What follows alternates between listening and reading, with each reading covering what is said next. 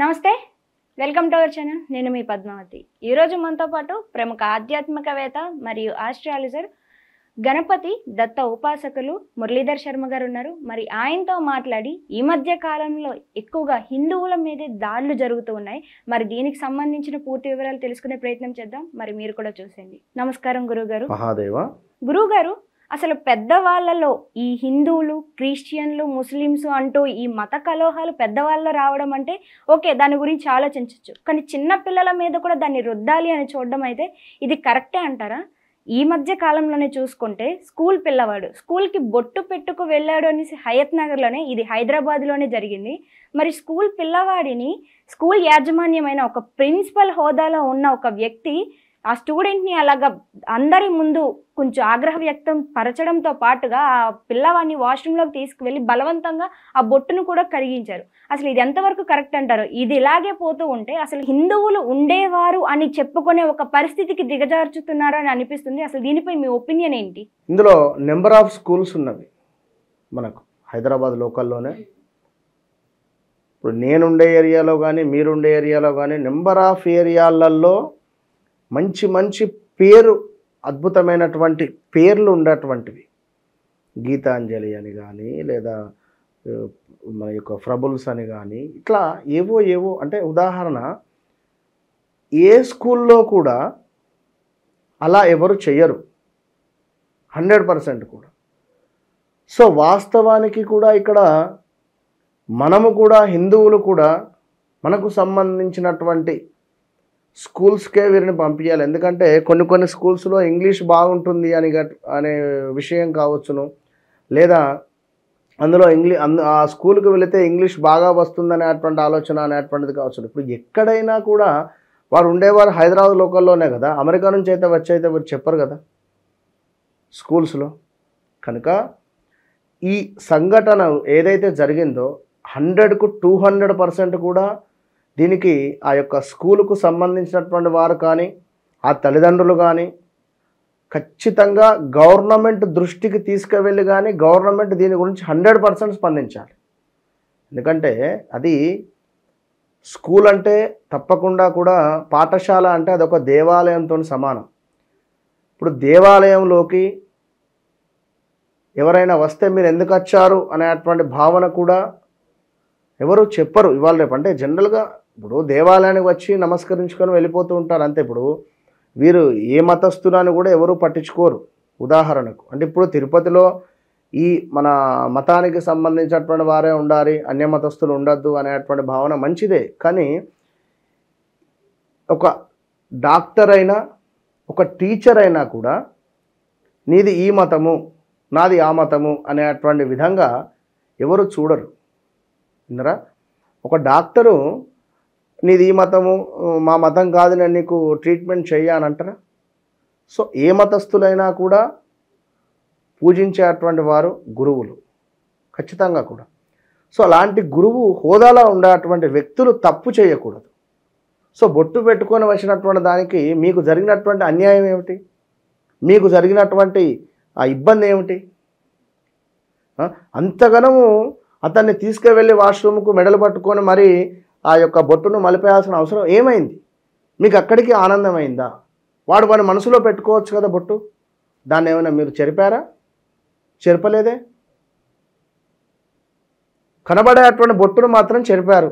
అయ్యో, వాడి మనసులో ఈశ్వరుని ఆరాధన మీరు జరిపారా? ఒకానొక సందర్భంలో మొన్న బ్రహ్మానందం గారు మన కమెడియన్ గారు చెప్పి ఉన్నారు. ఒక ఆమె జీవిత చరిత్ర, వారి పేరు ఎందుకు కానీ అంటే ఒక గొప్ప విద్వాంసురాలు ఆమె, అంటే పాటలు పాడేటువంటి వ్యక్తి. ఆమె పాటలు పాడేటువంటి సందర్భంలో ఆమె యొక్క జీవిత చరిత్ర రాసేటువంటి సందర్భంలో ఆమె సిగరెట్ తాగుతుంది అని ఒకటి రాశాడు. అయ్యో, ఆ రాసినటువంటి ఆ యొక్క ఆమె బయోగ్రఫీ రాసేటువంటి వారు. సో వారికి అది ఆనందం అక్కడ. అర్థమైందా? ఎంతో గొప్ప కళాకారురాలు ఆమె. ఇక్కడ కూడా వీరు ఆ యొక్క బొట్టు చెరిపేసే సందర్భంలో వారికి అది ఆనందం కావచ్చును. బట్ దీనికి సంబంధించి హిందువులు కానీ వారి అమ్మా నాన్న కావచ్చును, ఆ చుట్టుపక్కల ఉండేటువంటి వారు కావచ్చును, తప్పకుండా కూడా ఇది ఖండించాల్సినటువంటి విషయము. ఇప్పుడు దీనికి సంబంధించి గవర్నమెంట్ కూడా సమాధానం చెప్పాలి. ఎందుకంటే అందరి మనోభావాలు, ఇక్కడ ఎవ్వరి మనోభావాలు కూడా దెబ్బతినకూడదు. ఇప్పుడు నీ స్కూలుకు పంపించారు, సో మీరు చేసే పని ఏంది? వారికి చదువు చెప్పడము, వారికి సంబంధించినటువంటి జ్ఞానం ఇవ్వడం, అంతేగాని మీరు ఆ యొక్క క్రిస్టియానిటీకి సంబంధించినటువంటి స్కూల్లో మీరు బొట్టు పెట్టుకొని వస్తే ఆ విధమైనటువంటి అంటే ఎక్కడా కూడా చేయరు వాస్తవానికి. ఆ విధంగా తను చేశారంటే మరి తనకు సంబంధించి తన జాతకరీత్యా ఏం దశ అంతర్దశలు నడుస్తున్నాయో ఇక అది భగవంతునికి తెలుసు. అంటే ఒకవేళ క్రిస్టియానిటీ స్కూల్ అయితే బొట్టు పెట్టుకెళ్ళకూడదు అని ఏమైనా ఉందంటారు? 100కు 100% పెట్టుకొని పోయే వాళ్ళు చాలా మంది ఉన్నారు. సో అక్కడ వ్యక్తిగత విభేదాలు ఏం జరిగాయో వారికి అది కూడా మనం ఒకసారి చూసుకోవాల్సినటువంటి పరిస్థితి. కనుక ఏది ఏమైనప్పటికీ కూడా 100కు 100% ఇది మాత్రం ఖండించదగినటువంటి విషయము. సో హిందువుకు సంబంధించినటువంటి వారు తప్పకుండా పెద్ద ఎత్తున వారికి తగిన బుద్ధి అనేటువంటిది మనము 100% కూడా చెప్పాలి. ఎందుకంటే ఇంకేమైనా జరగవచ్చు రేపు. స్ట్రిక్ట్ రూల్స్ అనేవి గవర్నమెంట్ పాస్ చేసి ఉంటే ఇప్పుడు మరోసారి మరో విద్యార్థికి ఇలాగ జరిగేది కాదు. తప్పకుండా ఇది గవర్నమెంట్ కు సంబంధించి కూడా వారు స్పందించాలి 100%. ఇంకోటి వచ్చేసి గురుగారు, మీరు ఇందాక మాట్లాడుతూ ఒక మాట అన్నారు, మన హిందువులు కూడా మన స్కూల్స్ లోనే చదువుకుంటే బాగున్నాను అనేసి. ఇప్పుడు టెంపుల్స్ కి ఎలాగో మీది మాది అనేది ఒకటైతే వచ్చింది, ఇక్కడ ఈ విద్య విషయంలో కూడా ఇంకా మీది మాది అని వేరు చేసుకుంటూ పోతే ఇంకా అన్నిటిలోనూ వేరు చేసుకుంటూనే రావాలి కదా, ఇంకా మనము అని కలిసిగట్టుగా ఉండేది ఎక్కడ అంటారు? అసలు ఒకటే చెప్తున్నా అమ్మా, ఇందాక నేను చెప్పాను, ఏ మతం వారైనా కూడా మొక్కేటువంటి వారెవరు అంటే ఇప్పుడు ఒక హాస్పిటల్కి వెళ్ళినా, ఒక స్కూల్కి వెళ్ళినా, టీచర్ నువ్వు ఒక గురువు, నీకు ఆ గురువు యొక్క స్థాయి నీకు ఉంది అన్నప్పుడు దానికి తగ్గట్టుగా నువ్వు మెదులుకోవాలి. గురువు స్థాయిలో ఉండి ఆడపిల్లలతో అసభ్యంగా ప్రవర్తించిన, గురువు స్థాయిలో ఉండి ఇలాంటి బొట్టు చెరిపేసేటువంటి ప్రయత్నాలు చేసినా కూడా ఇక రేపటి కాలంలో చెప్పలే. కనుక 100% ఇదైతే ఈ యొక్క హయత్ నగర్లో జరిగినటువంటి దాన్ని మాత్రం తప్పు.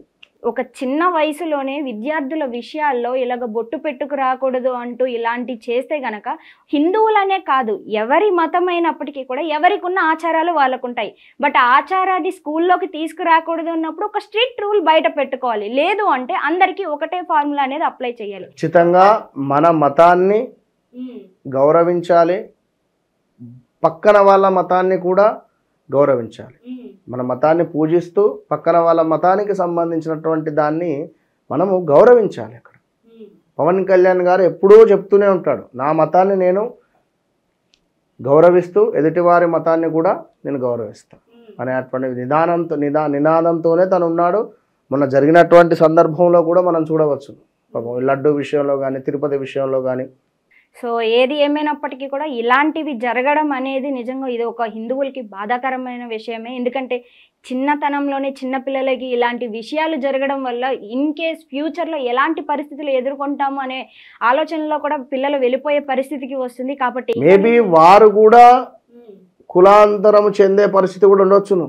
ఇప్పుడు ఈ విధమైనటువంటి పరిస్థితి ఉంటే చెప్పలేం, విన్నరా? ఇప్పుడు వారి మనసు ఒక స్ట్రిక్ట్గా తీసుకుంది అనుకోండి, చెప్పలేం కదా. ఇప్పుడు ఎవరో ఒక మాట అన్నారు, అరే వయసు పైపడినటువంటి వారిని ఏమైనా అనదలుచుకుంటే వయసులో ఉండేటువంటి వారి కుర్రాలను కానీ పిల్లలు కానీ ఏమనకురా అని చెప్పి తనిఖీల బన్న ఒక డైలాగ్ చెప్పాడు. ఎందుకంటే వాడు ఏమవుతాడో చెప్పలేం కదా. ఈ వీడియో మీకు ఎలా అనిపించిందో కామెంట్ సెక్షన్లో కామెంట్ చేయండి. అయితే హిందువుల విషయంలో జరిగే ఈ దాడులు ఏవైతే ఉన్నాయో, ఒక టెంపుల్స్ విషయంలో, ఈ అర్చకుల విషయంలో జరిగిన గొడవలతో పాటు ఇప్పుడు విద్యార్థుల మీద కొనసాగుతున్న ఈ దాడులు కావచ్చు, ఇవన్నీ కూడా మత కలహాలా, లేకుంటే హిందువులను కావాలని తక్కువ చేసి చూడాలి అని అనుకుని చేస్తున్న ఈ ప్రయత్నాలా, లేకుంటే మొత్తం అంతా కూడా ఈ హిందూ తత్వమే లేకుండా చెయ్యాలి అని అనుకుంటున్న ఈ మతాంతర కలహాల, ఇలాంటివన్నిటినీ గురించి కూడా మనం ఎప్పటికప్పుడు చర్చిస్తూనే ఉన్నాం. అండ్ ఈరోజు ఈ వీడియోతో మీకు ఎలా అనిపించిందో కామెంట్ సెక్షన్లో ఖచ్చితంగా కామెంట్ సెక్షన్లో మెన్షన్ చేయండి. అండ్ మరోసారి మరో వీడియోతో నేను మీ ముందుకు వస్తాను. అండ్ అంతవరకు సెలవు.